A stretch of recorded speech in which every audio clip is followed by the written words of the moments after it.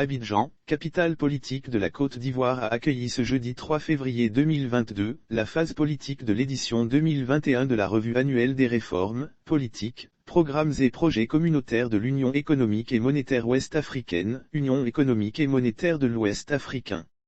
Le président de la Commission de l'Union économique et monétaire ouest-africaine, Union économique et monétaire de l'Ouest africain, Abdoulaye Diop, a dressé ce jeudi 3 février 2022, le bilan de l'état de mise en œuvre des réformes, politiques, programmes et projets de l'Union économique et monétaire de l'Ouest africain en Côte d'Ivoire.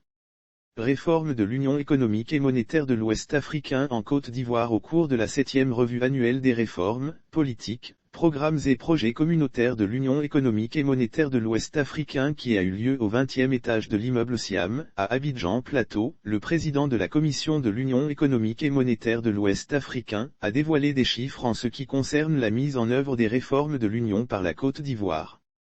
La Côte d'Ivoire enregistre un taux de mise en œuvre des réformes de 82,6%, contre 82,1% en 2020. Abdoulaye Diop a informé qu'à l'issue de l'évaluation des réformes de l'Union économique et monétaire de l'Ouest africain en Côte d'Ivoire, il ressort qu'en 2021, la Côte d'Ivoire a consolidé sa très bonne performance avec un taux de mise en œuvre des réformes de 82,6% contre 82,1% en 2020, soit une progression de 0,5 points de pourcentage, malgré une année 2021 rythmée par la pandémie du Covid-19, a-t-il dit. Lire aussi Côte d'Ivoire, le Parti pour l'intégration africaine, PIA, plaide pour la réouverture des frontières terrestres. Abdoulaye Diop a indiqué qu'au terme de l'exercice 2021, des recommandations ont été formulées pour l'approfondissement du processus d'intégration.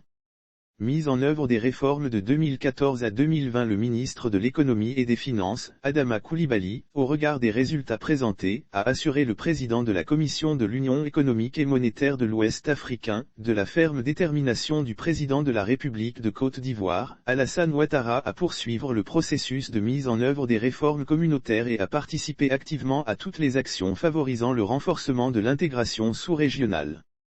Le taux de mise en œuvre des réformes de l'Union est passé de 55% en 2014 à 76% en 2020, dévoilant, à son tour quelques chiffres. Il a confié qu'à l'issue de la 6e édition de la revue annuelle, l'Union a enregistré une grande performance en matière de mise en œuvre d'actes communautaires.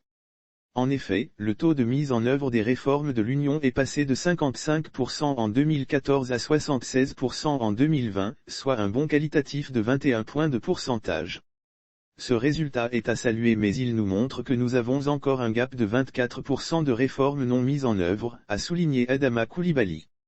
Lire aussi Libre-échange, l'Union européenne et la Côte d'Ivoire signent un accord de partenariat économique. Voici ce que le pays gagne, faisant remarquer que l'harmonisation des législations et réformes de l'Union économique et monétaire de l'Ouest africain permet particulièrement d'améliorer significativement la compétitivité et l'attractivité de l'Union et, partant, le potentiel de croissance économique nécessaire à la création d'emplois ainsi qu'à la réduction de la pauvreté. Le ministre Adama Coulibaly a appelé à la poursuite des